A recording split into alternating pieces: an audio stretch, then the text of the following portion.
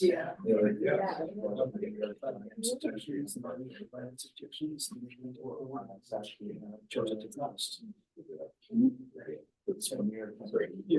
ready to start the meeting? Ready to take a seat, Steve? All right, I'll call the meeting to order at 6:31. Citizens Advisory Committee. Caroline, please do a roll call. Aaron Gill, Present. Frank Kinsella, Robert Sipple, Present. Allison Paula. Not present, Lauren Lewis, Present. Raj Banat, Here. Kathy Sutherland. Not present, Dan Kenny, Here. Steve Mink, Here. Lonnie Wong Bassett. Not present, Justin Fields, Here. Mayor Burton, Edward Von Rennen. Here. Thank you. Any public comments? I do not see any members of the public here. They will have 3 minutes to address anything that's not on the agenda. And I don't see anybody. Very nice. All right. Hopefully you all had a chance to approve or look at the minutes. Are there any corrections that need to be made? Yes. On item 6, 5:30 should read 6:30. Okay, can we amend that in the minutes? Yes. Been moved to approve as. Second. I'll second. All right.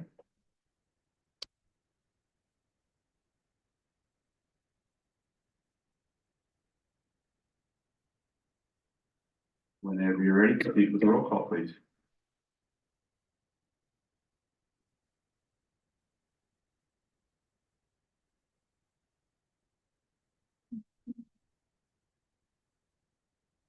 Got it. Did that read correctly? Looks good to me. Aaron Gill, Aye. Frank Kinsella, Aye. Robert Sipple, Aye. Lauren Lewis, Aye. Raj Banat, Aye. Dan Kenny, Aye. Steve Mink, Aye. Justin Fields, Aye. Mayor Burton. Aye. Ed Von Rennen. Aye. All right, thank you.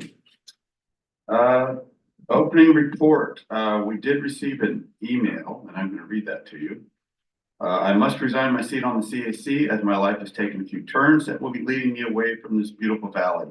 It has been an honor to be part of the committee.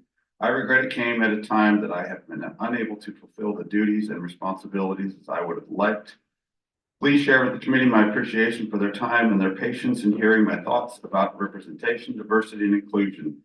I acknowledge this group has made some strides, and I hope it will continue to recruit and serve with multicultural, ever-changing community it is meant to represent at the forefront of every action. Finally, I'm compelled to share how incredible all the staff have been.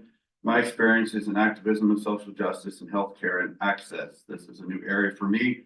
I was frequently in need of support and guidance on how to understand the work of this organization. I was never left feeling that my question was stupid or disregarded by staff. I'm so grateful for this support. Please accept this as my resignation, effective immediately. Sincerely, Raymond Mueller. I think everybody will agree that Ray was never shy with his opinion. He definitely spoke up when he felt he had something to say, and I just like to let this be a reminder to all of us on the CAC to not be afraid to speak up. If you have a comment or a question, because that is why we are here, to advise staff and board. If there's something that we like, or maybe something we don't approve of or like or don't like. But we are here as members of diverse groups to represent the citizenry of our county. So draw on our experience and our knowledge to provide some advice, and don't be afraid to do so. So that is my report. Our next item. Urban Grant Program update. Jackie Latham.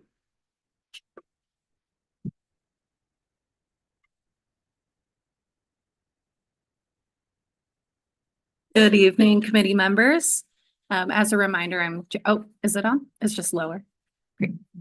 I'm Jackie Latham. I use she, her pronouns. I'm the grants program coordinator. And I'm here to talk to you about the urban grant program and give you some updates and highlights. As you might remember, last summer, the CAC helped us with reviews and recommendations to the board for the last batch of awardees for the 2022-2023 program and capital projects for the urban grant program. So part of my job is that I get to review the mid-year reports and get to see lots of pictures and great updates about what the grantees have been up to. And this year in particular has been a really fruitful time for the grantees. They've done a lot of really exciting stuff. So I'm excited to show you that. And then also just to give you a brief update that in terms of the next solicitation, we're working on that and we'll be planning to come to you probably this summer with an update for that next solicitation looking forward. So I will be focusing on most of our active grantees and their highlights from the last 6 months. I'll also touch on our previously awarded grantees and then touch on our grantee gathering and tell you a little bit about that. And there will be time for questions. So in the last 6 months, like I said, our grantees have been up to a lot of great stuff. Over 28,000 people have been served through the programs and capital projects that have been going on. And that's a huge number of people that have been reached through the urban grant program. That's the biggest number that we've seen in this period of time. So I'm really proud of our grantees who are putting on really awesome programs that are obviously inclusive and accessible for lots of people, including 8,000 youth. There was over 950 programs that happened in the last 6 months. And then I'll read through some quick highlights, including that 6,000 people attended the Guadalupe River Park Pumpkins in the Park event. Mariposa Park, which you might have heard of as formerly like a Luna project, which is now run by the city of San Jose, that opened last fall. Over 30 participants graduated from Valley Verde's beginner gardening program, and Bay Area older adults served over 1,600 visually impaired adults. The County of Public Health's Juntos program served over 2,000 people through 80 programs. Vegilution delivered over 8,000 farm boxes. Demolition and early construction has started for the capital expansions of Bill's Backyard at the Children's Discovery Museum. The San Jose State Research Foundation recently closed out their program and they served over 300 programs, mostly focused on Title I schools. And then I'll give you some specific grantee highlights as well. Vegilution, they have multiple grants with us, including a capital project. In their Urban Grower Network project, they hired a community network manager. They started those meetings to convene their network, and they're really excited about the progress that they've made. Here's some photos from the Guadalupe River Park Conservancy, the County of Public Health, and the Bay Area Older Adults Program. And a really nice quote from a Bay Area Older Adults participant talking about how included they feel and how comfortable they feel out in their programs. Here's some photos from the San Francisco Bay Bird Observatory, the San Jose University Research Foundation, and the Santa Clara Valley Audubon Society. And the Audubon Society was excited that they were able to expand their programming to more diverse communities. You might remember the Capital Improvement and Planning Project from the San Francisco Bay Bird Observatory. You can see with the two pictures, they're upgrading the outside of their trailer. So they recently did a big cleaning and repainting. They're focusing on making that outdoor space for learning more accessible and beautiful with some upgraded seating and technology and things to do outdoor bird banding, like you can see in this photo with the woodpecker. Bay Area Ridge Trail Council, they've been starting up their programming, as well as Green Foothills, helping to get people outdoors. Pomeroy School Garden, they had a big successful event with over 200 people that came to their garden. And you can also see pictures from Valley Verde and Actera. So lots of great work with getting youth outdoors and connected to food and really getting connected to the earth through food and gardens. As well as here's Actera, and they've been doing their great programming and expanding their curriculum to serve more students in our deep engagement communities. Here's some photos from the Silicon Valley Bicycle Coalition, as well as Veggielution and Garden to Table Silicon Valley. And many of our projects have recently come to a close from the 2020 cycle. Some of those include the Bay Area Older Adults, the City of Morgan Hills West Little Yagas Creek project, the Pomeroy School Gardens, Silicon Valley Bicycle Coalition, Keep Coyote Creek Beautiful, and Morgan Hill Community Center. And then here's just an overview list. It's kind of a lot of information, but just to show briefly where the status is for a lot of our projects. So if you look on the left column, that shows the year. So this is showing 2016 to the 17-18 cycle. You can see that most of these projects have been closed out. But just to give you an idea, a reminder of the number of Urban Grant Program recipients that we've had. This is the 17-18 cycle as well as the 2020 cycle. As you can see, the 2020 large grants, those were helped by the CAC with a review and recommendation. So those are 3-year grants, and a lot of those are coming to a close at this time. So that's really exciting. And this is the last batch of the 2022 programs and capital. And a lot of the capital projects have they're just getting started with a lot of them have their paperwork and everything in order. And now they're, starting to do designs or rendering or breaking ground. And so we're really excited to see how these projects come along. Also, we recently had a grantee gathering. So this was an event for any recipients of our grant program. They got together at one of our grant recipient sites at Veggielution. Almost 50 people came, which we were really excited about. There were great discussions, opportunities for networking. We got really great feedback from the event from those who attended. And our communications team got great pictures and video clips as well. Here's some more pictures from the event, doing some like mix and mingle and eating some good food.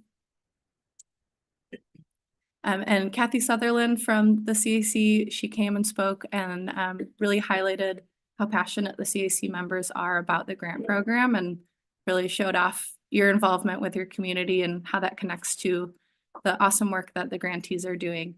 And we also had representation from directors and lots of help from the staff. So that's my update. I'm happy to answer any questions. Otherwise, I hope that you have time to look back at the great pictures and that you look forward to more pictures in the future because they always do great work, especially with the kids and the community. So thank you. Thank you, Jackie. Are there any questions? Anyone? In the package we got a list of, questions and you asked for feedback. Am I confused about what I was reading? No, I saw.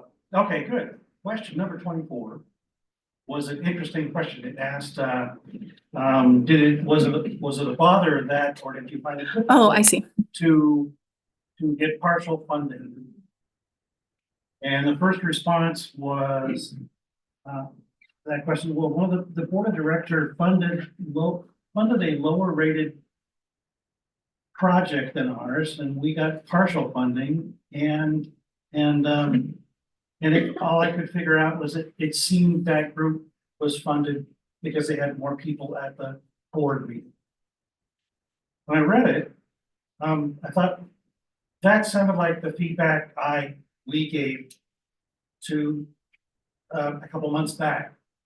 So I'd suggest, I want to make sure the board hears this, that their decision making is not the reason for it, it would have been easy to say, and this is why we are doing something that seems incongruous with the recommendations from the staff, from the CAC, and really it's not because the room is filled with the people who we are now going to support. I'd like to hear from the board, I'd like to hear that the board at least sees that's the view they're presenting to the public. And I talked briefly to Garnetta, since she's our liaison to us from the board, but also back the other way, if you could provide that feedback.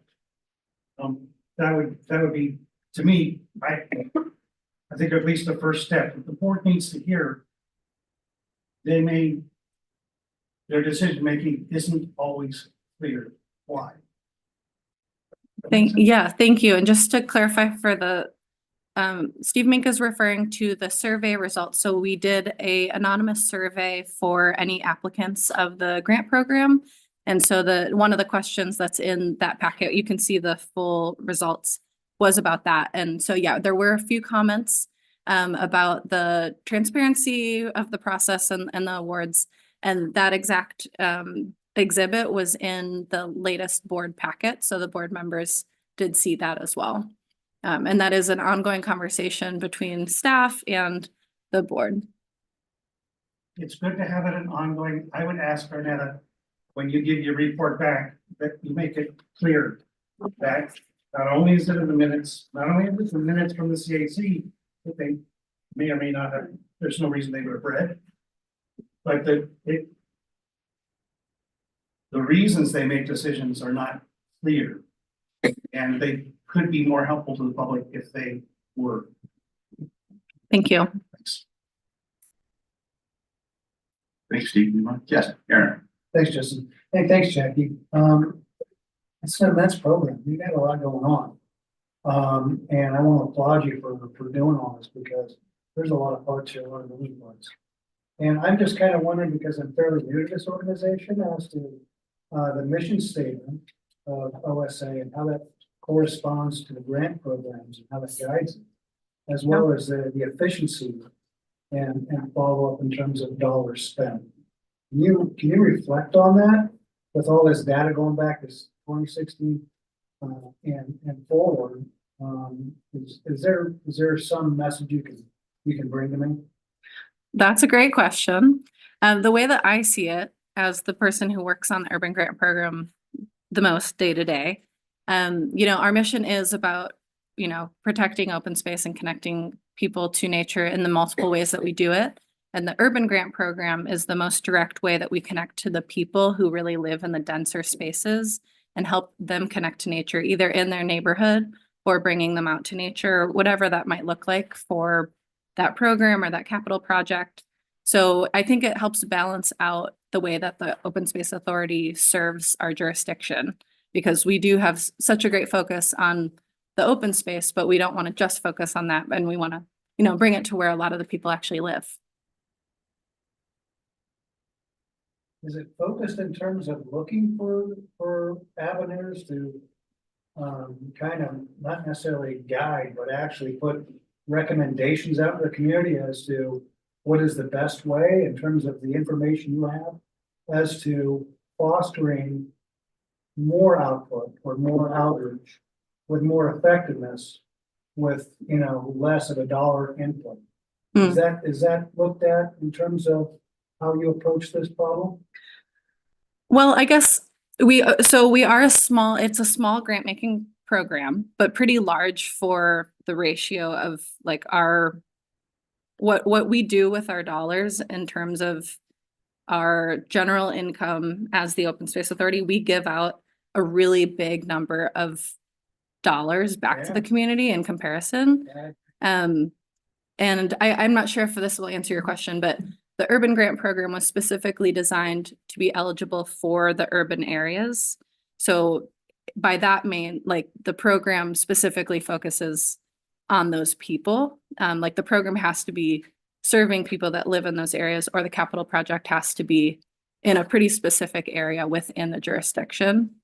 There was a few parts to your question. Maybe Megan wants to add to that. Yeah, through the chair, if I could, Sure. jump in and add a couple things. I think one of your questions is partly just the amount of money spent, compared to many other great things that we do. That is something that's set by the board here. Part of the guidelines is reviewing priorities for what the grant program will fund, as well as how much money will be spent on the grants. So that's something that goes on, every year there's an allocation, and then every time there's a new cycle, the board weighs in. We generally have special meetings with an ad hoc committee in advance often, where we talk about that dollar amount. Comes to the CAC, then goes to the board, and they finalize that allocation. Because I understand the community fairly well, living here for so long. It's very diversified and it's kind of, there's becoming enclaves of different nationalities in different areas. So it's definitely a challenge to, what you have in front of you to go ahead and get penetration into those areas. About, you know, gardening or about, open space or whatever. So, I'm just keen on understanding how that works. So it can best be utilized. Yeah, and through the chair, thank you. I think one of our focuses of the last couple cycles has been to expand the outreach so that more people are just aware of the grant program. So we know that there's people out there who would be eligible that just might not know that as a nonprofit, they could apply or get a fiscal sponsor. And that's something that we've actually asked the CAC to really help us engage more with your communities so that more people are aware. Because I do think that's in the larger grant making world, the opportunity and getting people to know that there's an opportunity for funding is sometimes the biggest barrier. Is there a ranking, Jackie, that as you approach this, people go through the grant program? Is there a ranking you give people in terms of how well they've done? Yeah, so there's a pretty rigorous application process, or I guess we try to make it as simple for the applicants, but there's a rigorous review process and scoring process. And Yeah, mhm. I'm just wondering if it tailors, if what is presented is actually delivered. If that makes sense. Sure. Through the chair, yeah. So part of our, once people are awarded, as you say, you've Sure. seen that process. After that, then we sign a grant agreement with the grantee, and that includes the scope of work, what the specific goals are that they're gonna achieve, and how they're gonna do it, what they're gonna spend their money on. They report in every 6 months. We get a report showing what they've worked on during that period. And it's all reimbursement basis. So we need all the receipts. We see what work they've done Sure. to make sure that they are on track with the project that they first applied for. And looking at an example like vegetation, things of that nature, it's definitely a favorite for the CAC. And I think they do good work. And I'm looking at what they 8,000 boxes, because they were using as an example. I'll just Mhm. run with that. So they gave away boxes and they got, I think, $250,000 of funds. And so if you extrapolate that, it's gonna be between 680 and 721 a box to get out. So that's pretty reasonable. Yeah, through the chair, if I can clarify, so the 8,000 so they have 3 active grants with us right now. One is from 2020 and then 2 from 2022. The either $200,000 or $250,000 capital grant is unrelated to those boxes. Oh. That's a planning project to expand their current packing station so that they can be off the grid and have a cold storage for the thousands of vegetables that they have every week. Will it be in the first part, or will it be a different spot? It's at their current location. Okay. So that was the capital grant that the CAC helped review. The 8,000 boxes is the existing grant that is focused on getting communities food, and that's a lower amount. No, Um, oh, I'm sorry. And in terms of like ratio of people and money, we see it more as like in terms of ranking applicants or scoring, there's not a direct person to dollar value. For example, the Bay Area older adults, that's a pretty specific group that they're serving, visually impaired older adults. They do it so well, and some of their programs are only 40 people, but the impact of a $40,000 grant to those few programs serving those people, it would be hard to compare to, a 40,000 grant to someone who's serving 10,000 people, just because the nature of the programs and the agencies are so different. So Yeah, we don't really encourage reviewers or the board to really look at that exact efficiency of dollars, more just the general impact and who it's impacting. So the different valuation mark. Yeah, I would say there's not really a focus on the number of people served as the end goal, because there's so many different ways to look at community impact. Now, where does Vegelution get most, or a lot of their produce from? Is it the second, bank harvest? They use, my understanding is that they partner with a good amount of a few other farms as well as grow their own. We recently did a site visit there as a department and we heard more about, the current partners, but oftentimes in farming that changes, Absolutely. seasonally. So I can't Yeah. tell you exactly who their partners are at this moment. Yeah. And depending upon their marketplace too. right? hmm Yeah. Yeah, and aphids or weather or whatnot, they're Yeah, pivoting a market lot. in terms of, yeah, health and safety risks and this and that. And everything else. Yeah, thank you. Thank you for recognizing me, Justin. This is an interesting conversation, but I don't see how it adds and how we can advise the board so that we can keep it moving. Go ahead. First of all, I want to say thanks for a very impressive presentation. And just from the conversations that we've heard tonight, there are several kind of aha moments. First, I want to say that, you mentioned having some highlights and video testimonials from your agencies. It'd be wonderful to see those on your social media. Yes. First, I also want to give a shout out to your social media team. And it's been very engaging, but I will give kudos later on in the meeting for that.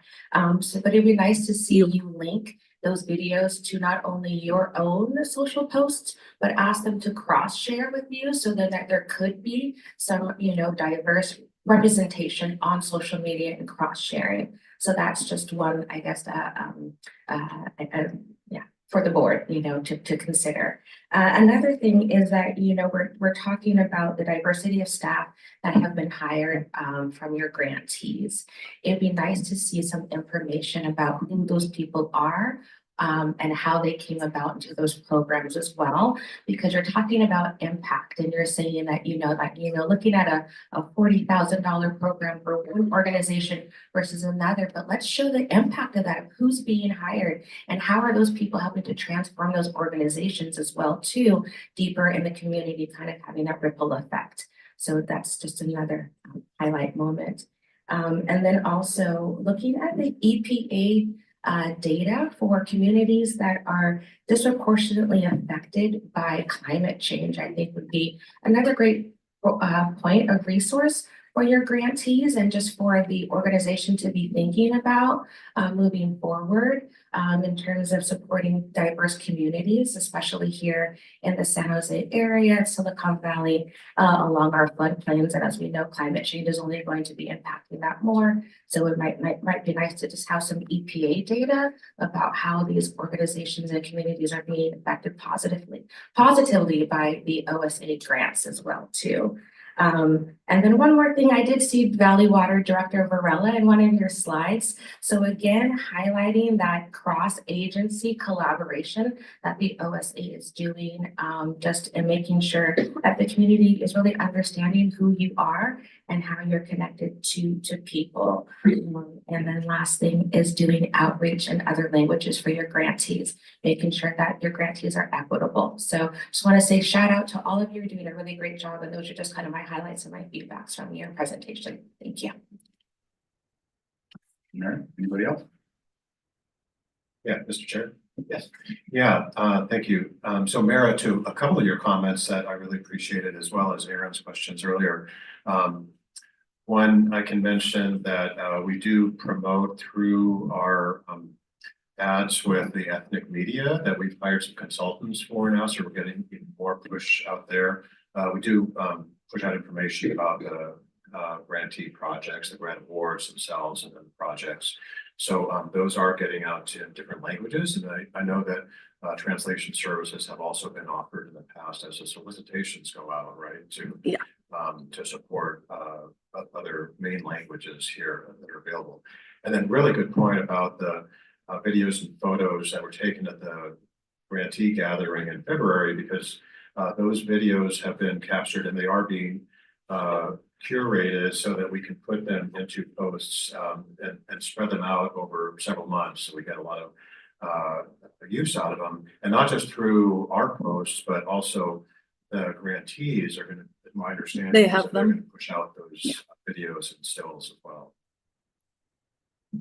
Thank Mark, that's wonderful. And also I want to say, maybe exploring things like San Jose Spotlight and some other local medias and local organizations as well too. I know OSA and Valley Water are partners and Valley Water's partners with San Jose Spotlight. So, again, that community collaboration in terms of highlighting visibility. I think there's lots of strategies that can be utilized there. Thank you. And then just one more comment too. So to your point, Lauren, about some of Aaron's questions, I think one way that CAC members can help us over time, like for the next solicitation, is in advance of that, is I would point you to the Understanding of Community report that's on our website, especially the phase 2 report, which provides a lot of information about health concerns and other challenges that our community faces on a geographic basis. And those are out there specifically for suggestions to community-based organizations and cities in the county as, areas where, say, high obesity rates maybe could be mitigated to some degree by having more trail access or other outdoor activities. So if you all are able to suggest more organizations or networks for us to push the solicitation out to, that might be able to address some of those issues, that would be wonderful. We'd really appreciate that kind of input. Thanks, Mark. Thank you, Jackie. Great. Thank you very much. Jennifer, can you tell us about the August Creek Bridge and Dayu's area project?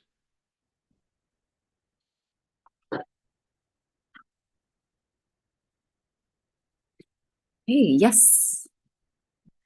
Thank you and good evening, committee members. Jennifer Peth, Associate Open Space Planner, here to share updates about the August Creek Bridge and day use area project.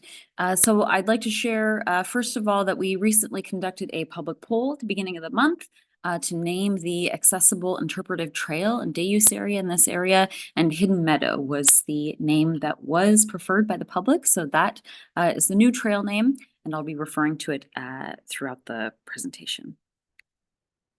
So tonight we'll cover project construction status, information about the public opening, and then as well as other updates about the Greater Rancho Cañada del Oro Open Space Preserve. As a reminder, Rancho Cañada del Oro Open Space Preserve and the project is located here on our at the western edge of our jurisdiction in the Santa Cruz Mountain foothills. This is an aerial of the project in relation to existing features at the preserve. So both the existing main parking lot and overflow parking lot off of Casa Loma Road and the existing paved accessible Yagas Creek Loop Trail. The bridge is connecting to that over Yagas Creek and to the adjacent Grassland Meadow area, as you see highlighted in the red dashed area in the map. As a reminder, the project goals for this project were to expand public access at an existing open preserve, installing a bridge over Yagas Creek, replacing an existing ford crossing through the creek to provide public access and operational access, as well as create an accessible interpretive trail and day use area in the crossing area, and then to provide, as part of that, flexible use areas to accommodate a range of educational programs. These are conceptual designs that we had early on in the project, and again, looking at the areas around this meadow for those educational nodes, working with the site factors, including a lot of trees in the area, a lot of oak bays and sycamores you'll find in this area. This is a rendering of the conceptual project early on, and I will share that this is what we have out there today. I'll share a few more photos of the project as we go through. Updating on the status of project construction, the bridge is in place. The accessible trail is complete and benches, seating area, those nodes have been installed. In progress is fencing that lines up with the bridge and integrated into existing fencing that's out there. The site restoration and riparian enhancement. So we are expanding an area of riparian understory along with this project. Interpretive design is underway for fabrication of those interpretive materials out there. New wayfinding signage and then an update to the preserve map is underway. And then we are working with our field staff and education team to update the trailhead kiosk out at the preserve. So that'll be at the main parking area, and then to update the interpretive signage that is around the existing Yaugus Creek Loop Trail out there. So all of Rancho will be getting a little refresh. And then working backwards, so we've completed the accessible trail, the bridge, and then the last piece will be the connector trail to the rest of the trails in Casa Loma and the overflow parking lot. Here we have a photo of the bridge in place, and then I'll share, oops, I didn't want a lot of volume on that. There we go. But we have the craning of the bridge on the video, a portion of it. So the bridge was manufactured, fabricated in Colorado, delivered in 2 pieces. It was assembled on site. It's 90 feet long, about 8 feet wide. And again, this will be for both public access as well as operational access. The bridge will weigh about 200,000 pounds once the concrete decking has been poured. It's a 130-ton crane. I love the fun project stats. So there we see the bridge going into place. Yeah. Right, and the firm, stable trail that's made of decomposed granite is making that accessible trail out there. You see some rustic wood benches and accessible seating. There is restoration fencing underneath some existing oak trees out there. And then seating and views from around the meadow provide again, different views and different ways to experience the creek and the surrounding landscape. For interpretive design, those will be placed around the meadow, the loop trail. They'll be language independent, graphic forward to the most extent possible, or to that'll be the emphasis. And then focusing on riparian ecology and the species that you find out there. The material will be made of the rusting metal, similar to the bridge and the signage that we've developed at Mayana-Yakima Coyote Ridge Open Space Preserve, as you see in the photos there, precedent photos. So the public opening of this new area at the preserve is scheduled for Saturday, June 8th. We'll be having a ribbon cutting event, and then partners will be putting together some accessible programming. Our communications team will be sharing more public announcements. So stay tuned, more to come. And then I'd like to share just a few other updates about related to Rancho Cañada del Oro Open Space Preserve. And I think these highlight the importance of the preserve in the network of protected lands in our region.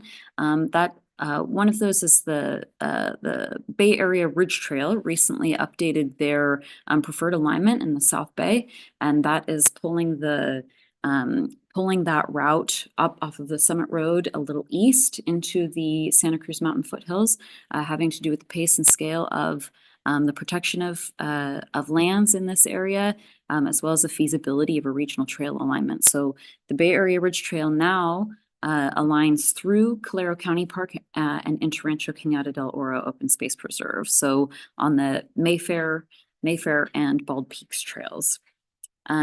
Similarly, on the heels of that, Santa Clara County is updating their countywide trails map. So that is in progress, and currently reflected in the draft map is a similar alignment, again, over existing and then planned or conceptual trails at Rancho Cañada del Oro Open Space Preserve. So I'll show a map on the next slide. But those kind of conceptual trails at Rancho would be over the Blair Ranch portion of the preserve. So this is an 1,800 acre area of the preserve south of Yagas Creek, which is now accessible by that new bridge. So this was a project in this year's work plan that staff have kicked off. And so we went trail scouting recently. Here's a photo from that. And then this map is pulled from the draft countywide trails map update. The orange dot in the center is showing where on Rancho the Yagas Creek Bridge and Hidden Meadow Trail are. And then this is the loose conceptual alignment shown through the Blair Ranch portion of the preserve. That would be the regional trail alignment. So what we're looking at is variations on that. We'll start by roads and trails analysis and identifying loops and variations on that trail. And I will end it there and happy to answer any questions. Just want to make sure I got my names right. Names are important. The Hidden Meadow, is that the new area, or is it the name of the trail we used to call the Loop Trail? That is the new area. Okay, so Hidden Meadow is the new area. Yep.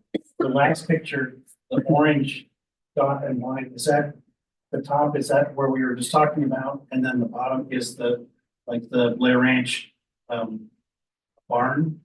Yes. I'm just trying to get the sense of the scope of the picture. Yes, at the southern end of the preserve, where it hits Uvis Road, is the Blair Barn. We're not anticipating at this time necessarily that a trail would take people to the barn. That would likely be at a future phase, but more focusing on that. Is there a trail? I mean, I know it's very, like you said, you're kicking off. Yeah. But is there a notion to connect some trails into the Blair Ranch? There are not existing trails in that area that we would be able to connect to through that southern area of the property. Makes sense. So it doesn't sound like there's any plans for Blair Ranch trails. What I've seen, it looks like the trail goes straight through. Is there going to be any variation, like making more trails within Blair Ranch? We would explore, yes, making new trails as part of we would explore, yes, making possibly some new trails and not just over existing ranch road. But currently, like Steve was saying, it starts at the orange dot and it ends up at the front gate at Blair. And let's map. I saw on the map. Yes, and maps are important. That map is again from the countywide trails map update, strictly for graphic purposes, not showing what would be a proposed trail alignment going from the project area to the southern portion of the property. Again, that's just showing. Well, if I could just ask one last, and I'll just rephrase it. What does it mean to say there's a Blair Ranch backcountry planning kickoff? What's the kickoff? Yeah, so that would be an internal project kicking off. So that's a project that is on the work plan this year, fiscal year 23-24. So it is a project in this year's work plan to look at expanding public access into the Blair Ranch portion of Rancho Cañada del Oro Open Space Preserve. Yeah. Thanks. And Lucas, yeah. If you have any. If I made the chair. Sure. Steve, to answer your question too, this is the very beginning. So what we're doing is we're scouting some options for trails, including loops that do access the former Blair Ranch. And then what we're going to do is we're planning to this summer, fall, share out with the public, with the CAC, with the board, some of those options and get feedback before we continue on to environmental analysis and select an option. That is fantastic. My job on the CAC, since Garnett got promoted, is to, so I don't ask about Palacio every time. I focus on what's happening at Rancho, and whatever you do, I'll ask, so what are you doing next? It's great, I appreciate it, and I think the new project looks beautiful. Been out there tomorrow, the trail masters will be out there and weed whipping the loop trail, to make it look prettier, getting ready for the kickoff on June. Martin, A couple things. First, just so I understand, it sounds like Justin and Steve get it, but the southern part of this R5 C18 section where it meets R5 C24, that's the barn that you can see from Ubis Road? Okay, so eventually we hope to connect the current staging area to the barn. That's this back country trail. Awesome, okay. I thought that was it. Okay, the other thing is for the Hidden Meadow area, the nearest it gets to a road is beyond the private property gate. The parking lot is closest the crow flies, but it's on the wrong side of the creek, if I recall. So is for like the large group area, is there any? What's the plan to access, like, if you're having a picnic? Is it from the overflow parking and then you just would take the connector trail to the bridge? Because from the staging area, it's kind of a trek to get over there. Are we just going to accept, I think it's fine, but if I was having a big picnic, it might be a little rough. I mean, from the staging area, yeah, agreed, depending on ability. Yeah, from the staging area, it's about it would be about a quarter mile on the existing paved Yagas Creek Loop Trail Okay. to the new. And pretty close to that even from the overflow lot, right? Because you have to go around, go around the creek. And that's from the quarter mile would be from the existing main parking lot. So Right. from the main parking lot going over the August Creek Loop Trail. And then, yeah, from the overflow lot, I would say similar, if not similar distance. About the same, okay. Mhm. Pretty close. maybe those slightly shorter. Yeah. Yeah, you would have to come out onto the road and then back into the Yeah, existing yeah. meadow and then hit the new Okay. bridge. Fine with me, but it sounds like either way, if it's about a quarter mile. And again, if you're on, that's fine, if you're picnicking.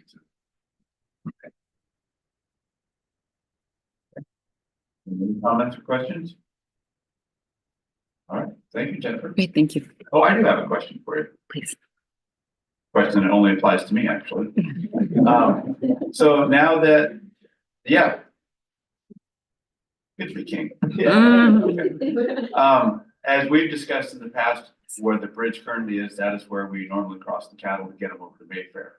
Are we gonna be going to the left where that down tree is and through the overflow lot to get them across there now? Is that the current I would path? I would expect to meet with you out there, with the rancher out there on site and discuss what makes sense. And as we do those fencing tie-ins, we can talk about gates and what makes sense. Okay. Very good. Okay, thank you, Jennifer. All right, good. Thank you.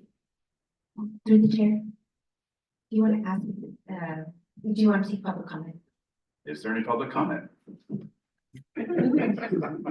Seeing none, I will proceed. Linda. Overview of real property program and updates on the open space Right. land. Good evening, members of the CAC. I'm Linda Pong, the Real Property Program Manager, and tonight I'll be giving you an overview of the Real Property Program and the authority's land holdings, just as you said. So I'd like to start off with our mission. The Real Property Program's main function is land protection, which is foundational to our mission and how we go about, and I quote, protecting open spaces, natural areas, and working farms and ranches for future generations.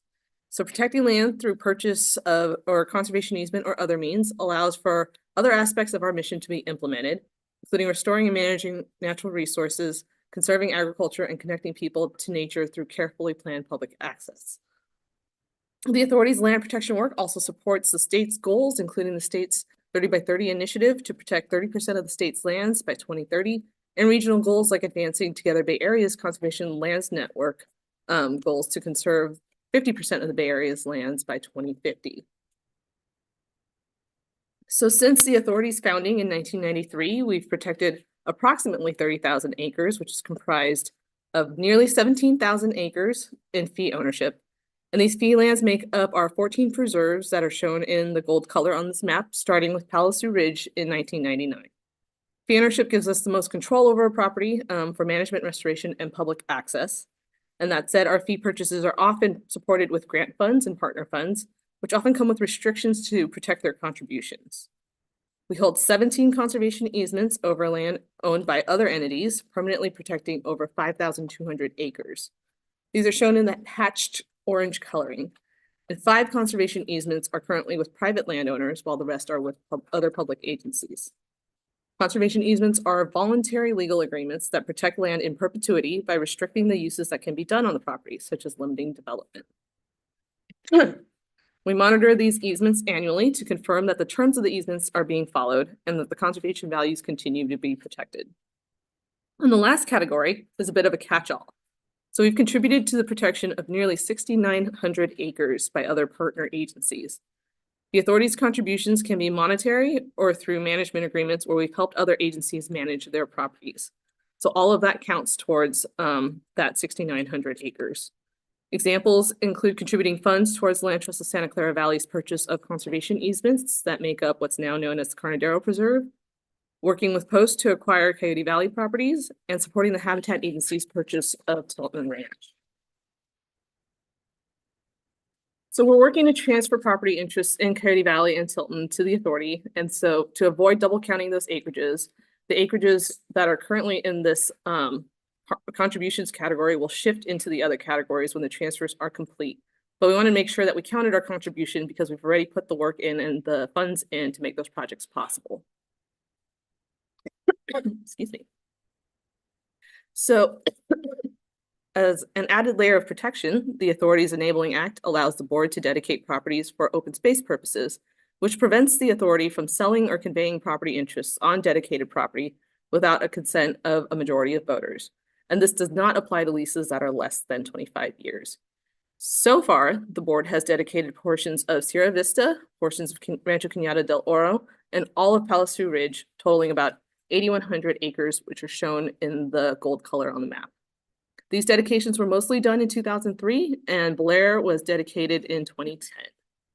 I'll mention that while dedicating property adds a layer of permanent protection as open space, it can be helpful to hold off on dedicating properties to maintain the ability to convey property interests until preserve planning has been completed and implemented.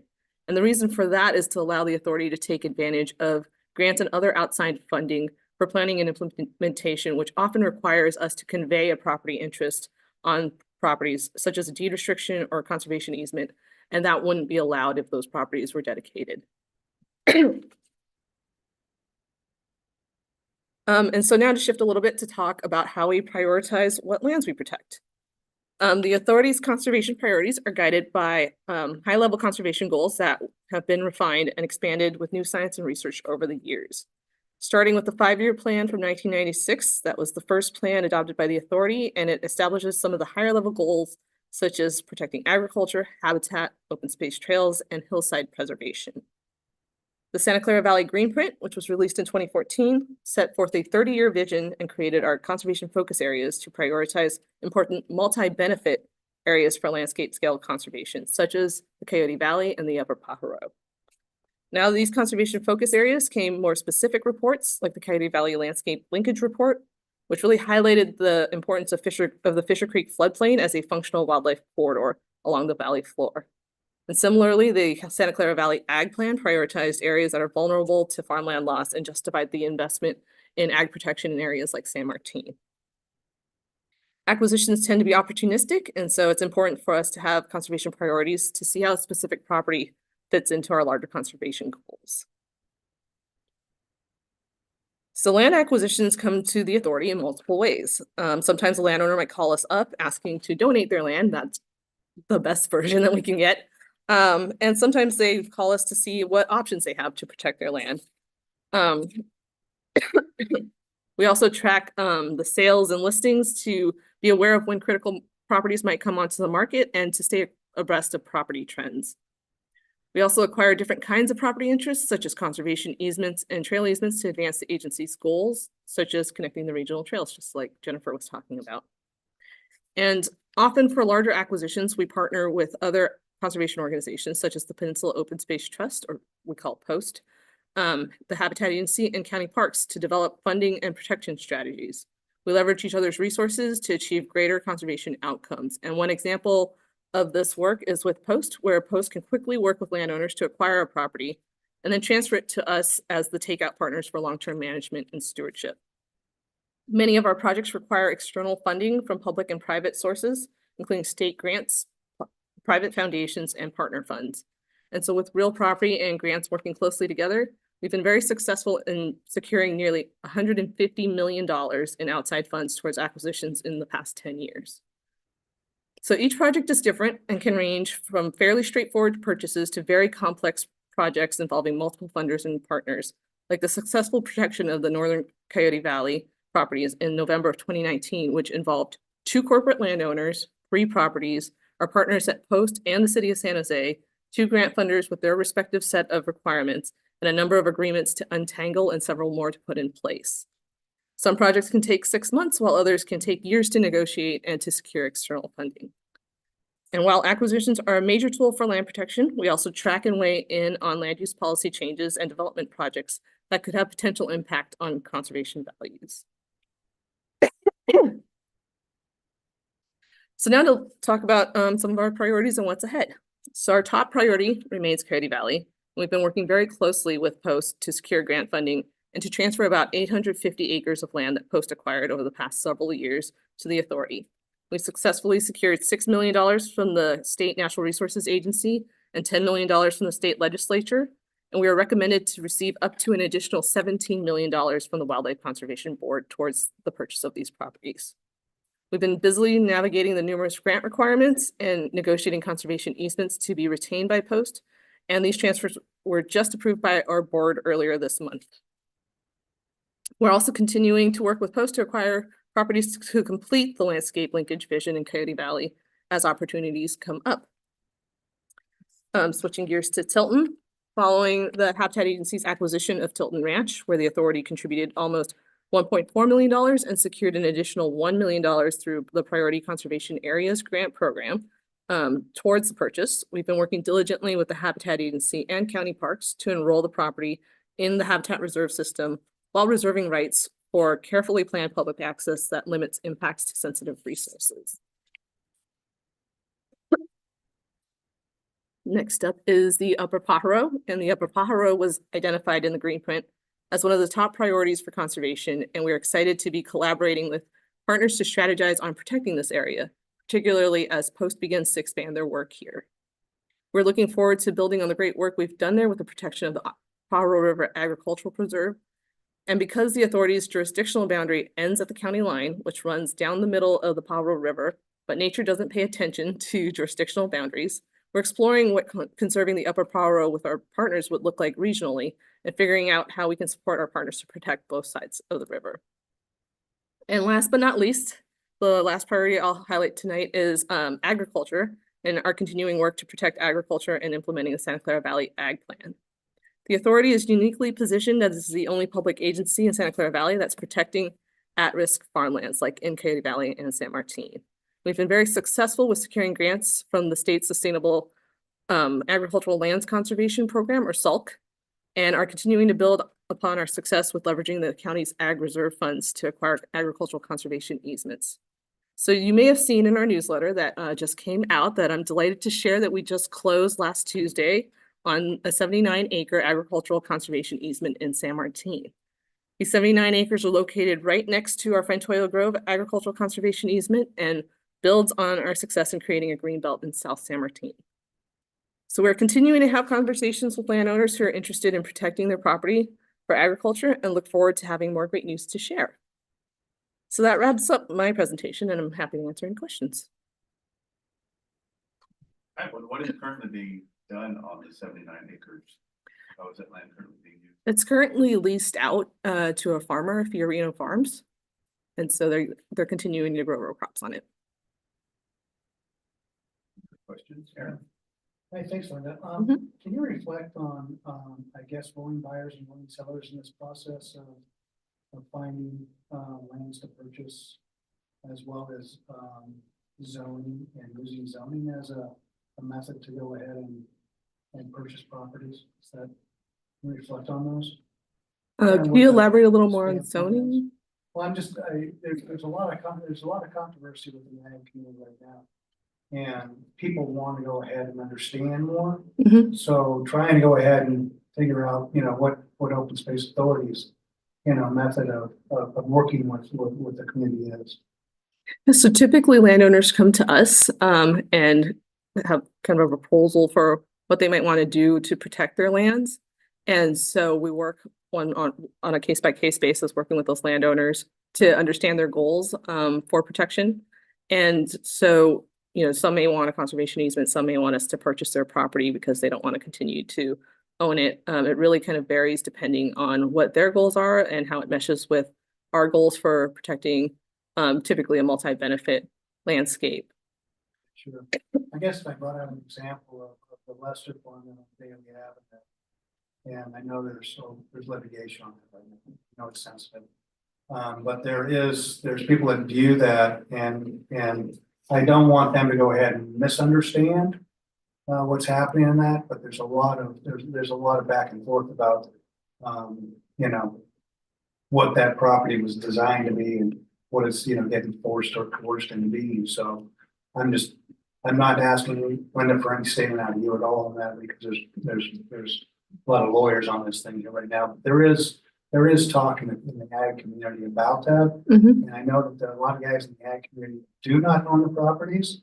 They are purely there at the behest of the landowners. So I just Mhm. want to raise that as a community question out there. Sure, and Mark, feel free to weigh in, but I'll mention that, typically when we do these transactions and these negotiations, we obtain an appraisal. And the appraisal looks objectively at the zoning and the different land uses that are allowed on the property. And that sets kind of the numbers that we look at as far as purchase price. And that can be misused and abused also by people buying properties, which I've experienced directly. So there's a lot of abuse within the ag community and the zoning regulations that are being overlooked or not enforced. And, from my standpoint from farming in this community since the mid-80s, it's sad to see. So I'll just leave it right there. Yeah, if I can add, really appreciate your questions, Aaron, through the chair. Wanted to just, and of course, we don't have any land use authority, so Yeah. it's the city or the county that would provide the zoning regulations. And so we try to just work within that framework to find an objective price, as Linda was mentioning, through a third-party appraisal. I did want to mention, though, that because you mentioned, willing sellers and buyers, over time, we would really like to exercise the buy, protect, sell process, which Absolutely. allows us to purchase properties so that they're protected, essentially put a conservation easement on it and then sell it back to a farmer at a lower price, who, may not have the means to buy it at the full market value. So, it takes some time and it's going to take funding to set that up too, but, over time, hopefully we can make that work so that there are more, owner operators out there over time. So next project. And I know that was also incorporated into the habitat plan as well, as far as buying property, conserving it, and then reselling it potentially. I don't know if that's actually happened yet in the habitat plan, but I know it was written into it as that it was possibility. Yeah, so that I'm not as familiar with because primarily the Habitat Conservation Plan, the plan that the Valley Habitat Agency administers, is primarily to protect land in its reserve system for the species that are identified in the ACP. And so those would be, they may be purchased by the Valley Habitat Agency, for instance, and then sold to us as a final owner. But it's not the kind of buy, protect, sell where it would get sold back to a private owner, as far as I'm aware. Although, I mean, there may be provisions in the HCP. Yeah. I'm not aware of where that is a possibility. Maybe the easement protects the species. So I can add that, you know, for them to be able to enroll the land into the reserve system, they have to have one entity hold the easement and another entity own the land. And so typically either they hold the easement and have someone else own the land, or they own the land and someone else holds the easement. And so that process is kind of independent. If they're holding a conservation easement, it's independent of kind of who owns the land. If the current landowners decides to sell to someone else, the protections are still in place through the conservation easement. But you know, a new buyer might come in and continue to work within the restrictions of that conservation easement. Where they own the land, typically they would have to find another partner to buy the land so that they can place that easement, because they can't hold and own at the same time. And so that's usually when a public agency partner would come in and they would transfer the land to a public agency and then hold a conservation easement over it. More questions for Linda? Any public comment? Thank you. Lee. Review and discuss Citizens Advisory Committee draft annual work plan.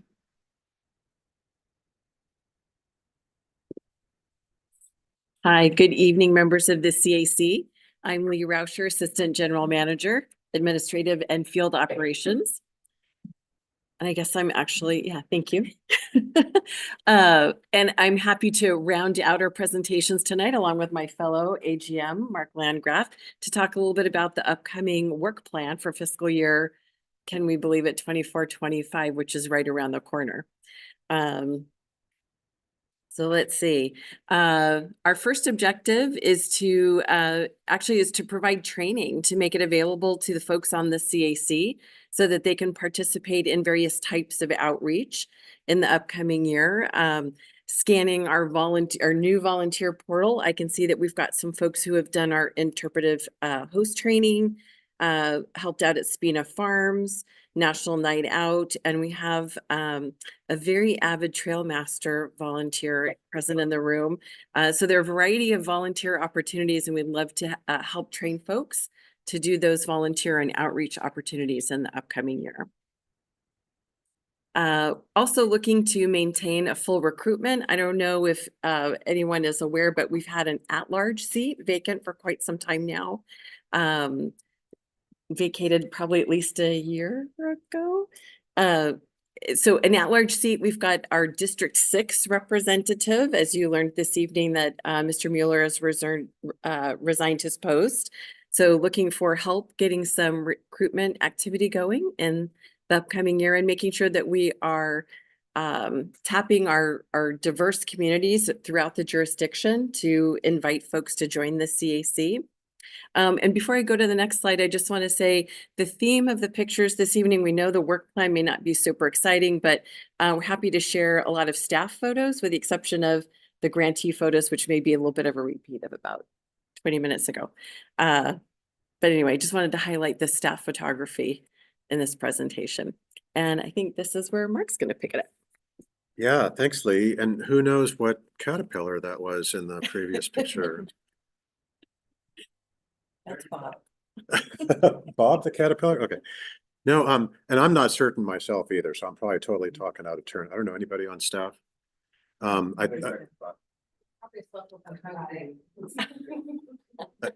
think it's like a Buckeye butterfly.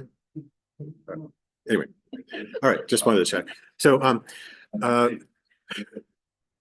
objective 3 is providing input on and support through community engagement efforts for active planning, construction, design projects, and then for the Coyote Valley Master Planning. And as you heard earlier tonight, there will be an opportunity for that kind of input on the Blair Backcountry Trail. So stay tuned for that. Of course, there's going to be additional public outreach. I think workshops are scheduled for the Coyote Valley Master Planning likely for this fall. And so there will be some opportunities to help with outreach for that and participation in the events themselves as well. And so we will bring those to your attention whenever there are opportunities to participate, and appreciate the feedback that you provide during those opportunities too. So providing input on policy projects and initiatives as requested by the board. So this is sort of a catch-all for those things that the board identifies. This can include anything from like the grantee event that took place at Veggielution in February that Kathy, we know you attended and appreciated that. There were also a couple of past CAC members that attended that event as well, which is really cool to see. So there will be more events, and information will be sent out to all of you as those come up. So please look out for those. It'd be great to have your participation in them. It's a great way to learn more about what the agency does at a deeper level, and also to network and meet some of the people that also share the love for nature and really support what we're doing in a greater sense. So there could be a number of different items that come up in this regard throughout the year. And as this notes, the board will provide information on that. This could be something that we discuss in, we're expected to have a joint CAC board meeting later in April as well. So objective 5, assisting with updates to the Urban Grant Program guidelines. So as Jackie mentioned earlier, she's going to be coming back to you with guidelines for the program and then the capital elements of the Urban Grant Program. So a little confusing to say that, but I think that was right. Anyway, so always appreciate your feedback on the grant program, after there was a solicitation, and then also on the draft guidelines that are revised in response to that. And then objective 6, participating in the Urban Grant Program award cycle for the capital project grant. So when that next solicitation comes up, it's not expected this year, but in the future. Very much appreciate your participation in reviewing those applications and then providing your feedback on them, and then providing that input to the board. All right, Lee, back to you. All right. And as we have on the current work plan too, we would love to help support further education for members of the CAC. Topics of education could include governance, conservation, diversity, equity, inclusion, public speaking. As we mentioned, we were going to have we hope to have some great opportunities for public outreach, and if it would help folks feel more comfortable speaking to groups. Public speaking is also a possibility for training. We've also had some folks do some leadership training for committees such as the CAC. And lastly, evaluate and recommend improvements in the CAC governance. So that's that our handbook and guidelines that probably been a good year or so since we've taken a good look at for updating. So we're always open to working with the CAC members through the chair and vice chair to make any updates to that handbook that are deemed appropriate. And with that, we would love to hear your feedback on these proposed topics. And if you have other ideas, we'd love to hear from you. Any feedback, questions, ideas?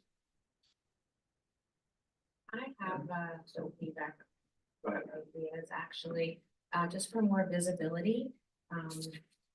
I enjoy being on the CAC advisory board, and I have limited time on weekends due to other competing priorities.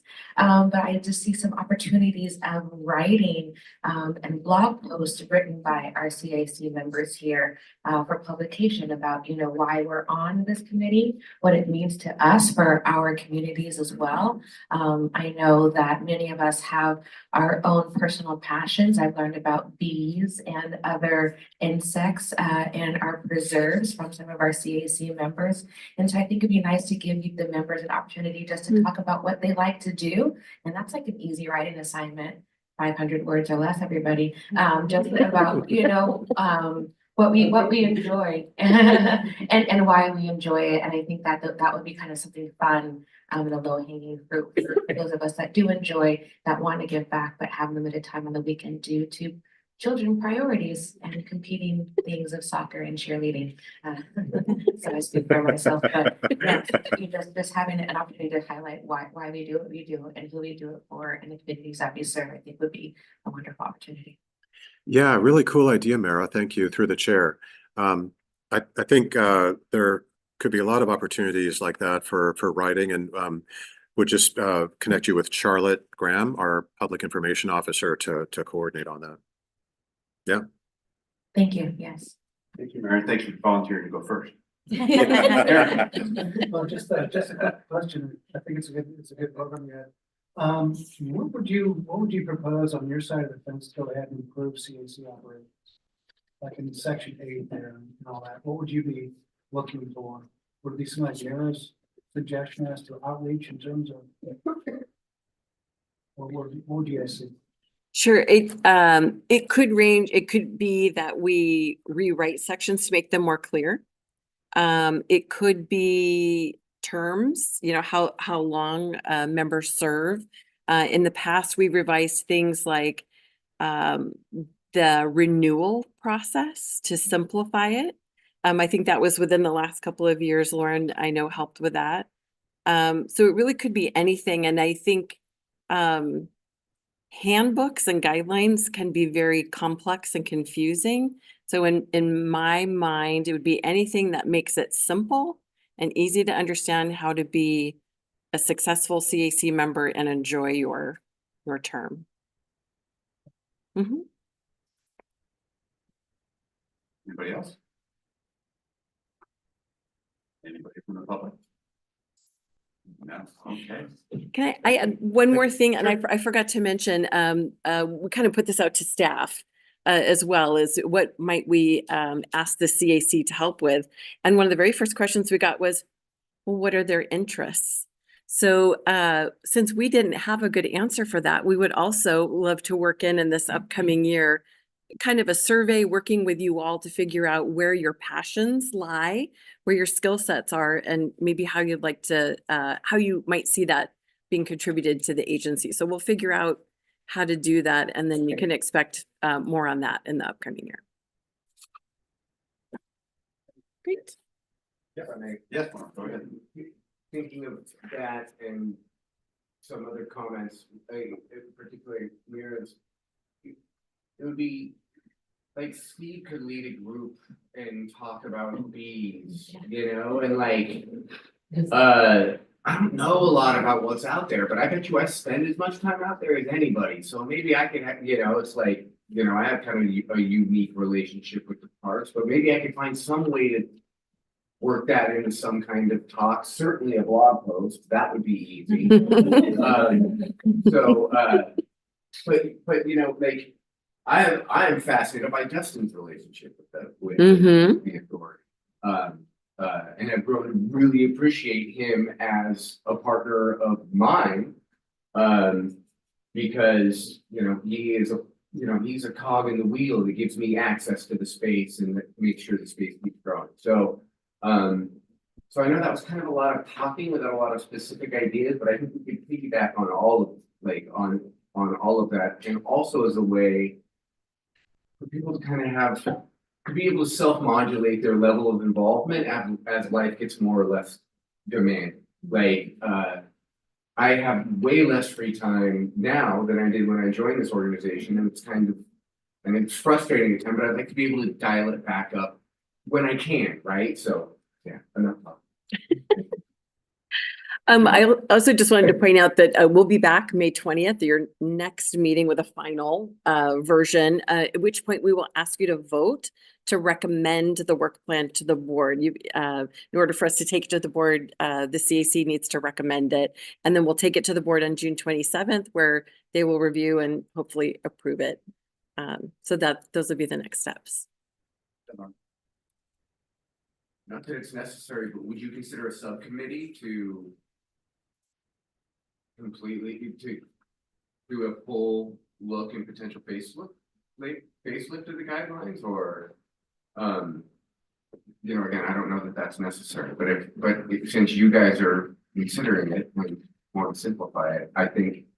But we don't have time, I don't think we have time to really consider it here, so everybody would have to read it and somehow submit it edits, but I think that would be the job for a subcommittee.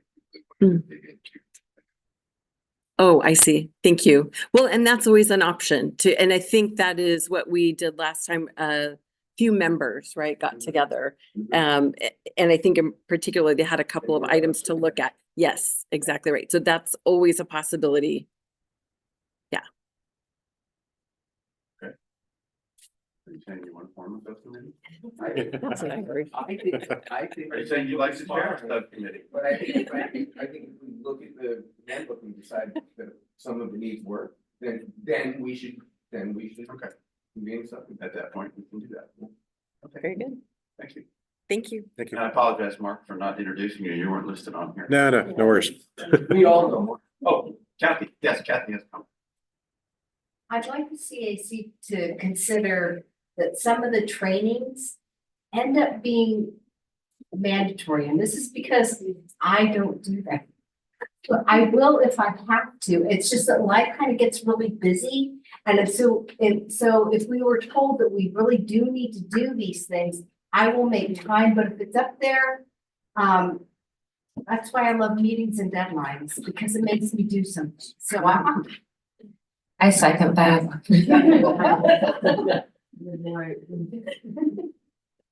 Thank you. Yes, not a problem. Do you want to elaborate on that? No? Okay. Agree. Okay. All right, very good then. Is there any public comment? Seeing none. Okay, board liaison.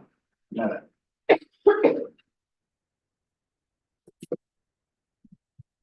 Good evening, and this evening's presentations were, I think they're the best time here at OSA meetings. The board received the presentations last week, and so I really don't have anything to add to that.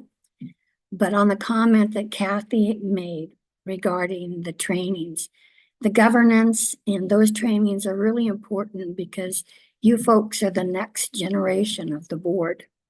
And so, the sooner that you're prepared to, with that kind of background, it's easier to transition over and feel comfortable to do that. So I definitely encourage you to do that. I want to thank you all for your service. On the subject of species, we do have a professor here in the Valley, a doctor who studies bats and gives presentations worldwide on bats. And he's offered to come and give a presentation if the CAC would like it. I talked with Andrea regarding it. And if you think you'd like to have something like that, he worked for the department and did a study on the bats, consulting on the Blair barn. So some of it would actually be bats that are on our property. I think there's like 124 different species of bats just here in Santa Clara Valley. So if you'd like that kind of presentation, be sure and let Mark know. And as our coming to be general manager. Anyway, so that's about it. If there's anything, and I'd like to talk with you a moment afterwards regarding your concern about the last round on the capitals, because I do have some recollections that might help. Anyway, so thank you. Thank you, Brenda. Staff report, general manager, or speaking on general manager, yeah, anybody? I'll give a brief update. Maybe Mark would like to, I don't know if Mark would like to add, or Lucas or Megan over there as we kind of look around the room. So maybe it'll be a long update. Just briefly, staff currently is working on an agency-wide budget and work plan that will go to the board at the first meeting in June for review and approval. CAC members are always welcome as members of the public. It's not a joint meeting, so we ask that we don't have a quorum. attending, or you have to at least attend as members of the public, but you're always welcome to listen in when that presentation comes. And then as a reminder, right now we're looking at a joint board CAC meeting, the second meeting in April, which is I think the 25th. April 25th. Very good, okay. I've seen a lot of numbers today working on the budget, and I want to make sure I got the date right. So pencil that into your calendars and you'll get more information later as things are firmed up, but I wanted you to have a heads up. And then maybe if I could share my comments with Caroline, or do you want to close? You were gonna ask the CAC. I wanted to bring up the time. We met today at 6:30, which was, we considered it a special meeting, because generally we, meet at 7. So I just wanted to pose a question to the committee about how you would like to proceed, with the start time. I know we had 2 members show up after we began. I don't know what's the general consensus from members here. If people want to try to go around the room and see what people thought. But starting at 6:30 as opposed to 7? Yes, I would even make a motion for that. You want to get a second and have it discussed. 6:30 is fine for me. Me too. Fine. It was fine. Just me not paying attention. So. Sorry. 6:30 or 7? Yep, I'll make it work. Okay. Speaking up for Kathy, who wasn't listening, she does have still the same concerns she presented last time about 6:30, and you go through a lot of traffic. Yeah. Trying to get from downtown. And so, I would like to make a motion that we try it one more time. Or even 2 more times, but not make it permanent. Doesn't really matter, we can always change it. Right. So a motion to do it 2 more times, and then let's take an assessment after 2 more times at our regular that. Yeah, CAC 2 meeting. more times at 6:30, see how that works. And I'll second that. Any discussion? You guys might as well chime in. Oh, I don't know, it's the person who walked in at 7:10. You know, but I voted and said, yay, go for it, let's try it, but I knew I was gonna be the one who'd be late, so. Okay. We can keep going, try. Changing my calendar right now. Josh? 6:30 is. Mary?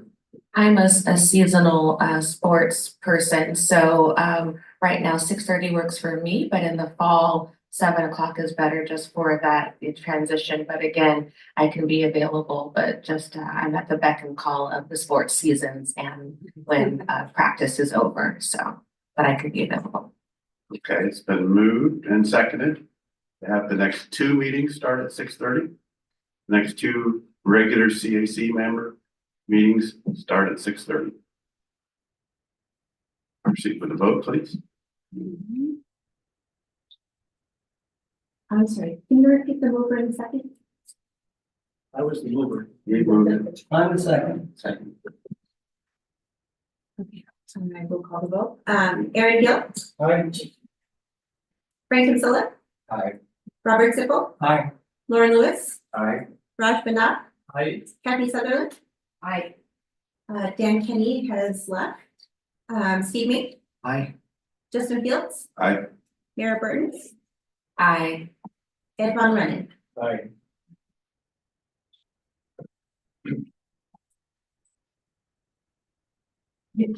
Gary?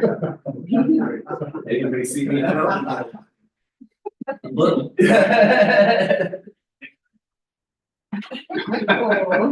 What size? Okay, any more staff? I just had to, sorry, I had to go back to the staff report about budget, and if budget is being discussed and we have an opportunity to meet with the board, I do want to urge the board to take some opportunity to explore internships for early career professionals and look at that as they're looking at budgets for years moving forward. So that is, I heard someone mention Next Gen OSA, and so I would just want to encourage you to be thinking about that in your budget structure. Thank you very much. We currently have 2 internships this fiscal year. We're budgeting for 3, should the board approve it. Yeah. All right, thanks. So on the legislative policy side, a couple of things I can mention, and I'm not sure if I mentioned this at the last meeting, but 2 months ago, I can't remember, 2 days ago. So AB 2682 is an assembly bill that has our Enabling Act amendments in it. It's authored by Assemblymember Ash Balra, and is currently making its way through the legislature. And so that would allow us to create community facilities districts. It would expand the authority of the general manager to approve projects up to a higher level before going out to request for proposals or board approval. And it would also expand our ability to do land acquisitions from willing sellers east of the Diablo Range. So that's moving forward. And then the other item, and I don't know if I'm stealing this from you, Megan. I guess I am. I'll leave it for you. You could tell I was ready to say it. I'm happy to report that in the federal budget that was recently passed, it included funding for $800,000 for our Coyote Valley Open Space Preserve, the ADA trail that we're putting in there. That was a request through Representative Pandetta's office, so we really appreciate some of the support and that funding that will be coming via HUD that we'll be working out in the next coming months. And based on the success of that federal funding request, we're pursuing the following fiscal year's request for the Laguna Seca wetland project. So it's a long process. It takes a long time. We'll update you if that is successful as well. To clarify, the ADA trail that's at Annapolm at that preserve. Yes. Okay, so I get confused the different Coyote Valley preserves. And Okay, thank you. And the $900,000 request that was made was through Senator Butler. Okay. Very good. Committee reports. Well, yeah, I think that was pretty much all I had covered between Jennifer's updates and Megan's. I wanted to give a plug though for mine at Coyote Ridge wildflower viewing. In case you haven't seen it on the side of the freeway, the wildflowers, I was out there today, are just about to really start popping. So in the next week, if you can make it out there, the preserve staging area is open every day of the week. The Butterfly Pass area, the protected areas in the preserve, are closed Monday, Tuesday. Docent-led tours on the weekends, but if you want to get out there on a Wednesday, Thursday, or Friday, you can get out there and do wildflower flowers on your own, or just stop by the preserve staging area, take a look at that, and then also look to the west to Coyote Valley. Think about that wildlife connection, and a lot of what we'll be talking about the next couple of years is about funding and planning for that valley and then implementing. So that's my plug for wildflower viewing. I agree. I think it's a little early right now. I think you got another week or two, and then they're really going to take off, especially with this rain over the weekend. It rains this weekend. Yeah. And then sun next week. Okay, committee member reports. I'm just gonna start over with Ed. If you have something to report, great. If not, just say nothing and move on to the next. Okay. Lauren? Nothing. I'm done. Yeah. Thank you. At the Vegelution event, it was great to see Amor and Jan. Those are the two former CAC members, and just seeing them once again was just a breath of fresh air and so much fun. Yeah, blast from the past. Okay. Yeah. Steve? No. Lonnie? Rush? Oh, right, sorry. On March 23rd, like the last Saturday, we have a big function in downtown San Jose called Festival of Colors. It was attended by 8,000 plus people. We have a jacket, Open Space Authority jacket. I was on the stage with Dr. Kevin Gill. And 4 or 5 people came to us, what is Open Space Authority? And I requested Dr. Gill to answer that question to those people. And those are very well-educated people. And I said, you guys don't know? They said, no, we don't know what the Open Space Authority. So then we explained them on the personal note, not on the stage. My feedback is, in Indian community, we don't have so much knowledge about Open Space Authority. And we want a little bit more outreach to the Indian. Thank you.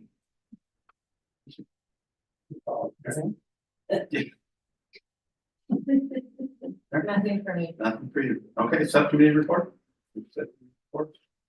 No? Okay. Well, that will be the end of our meeting. I will adjourn at 8:06.